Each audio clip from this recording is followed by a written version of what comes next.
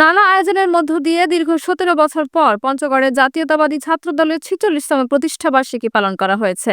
এ উপলক্ষে বুধবার ১ জানুয়ারি দুপুরে পঞ্চগড় সরকারি অডিটোরিয়াম চত্বর থেকে জেলা ছাত্রদলের আয়োজনে ব্যানার, ফেস্টুন, ধানের শীষ নিয়ে একটি বর্ণাঢ্য শোভাযাত্রা বের করা হয়। বর্ণাঢ্য শোভাযাত্রাটি শহরের বিভিন্ন সড়ক প্রদক্ষিণ করে একই জায়গায় এসে শেষ হয়।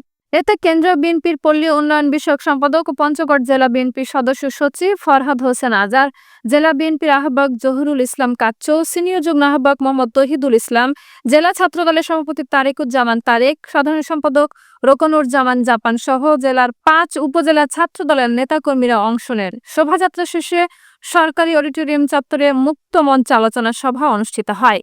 এর আগে পঞ্চগড় সরকারি অডিটোরিয়ামে চত্বরে জাতীয় পতাকা ও দলীয় পতাকা উত্তোলন করেন কেন্দ্রীয় বিএনপির পল্লী উন্নয়ন বিষয়ক সম্পাদক ও পঞ্চগড়ের জেলা বিএনপির সদস্য সচিব ফরহাদ হোসেন আজাদ, জেলা বিএনপির আহ্বায়ক জহুরুল ইসলাম কাচ্চু সহ দলীয় নেতাকর্মীরা।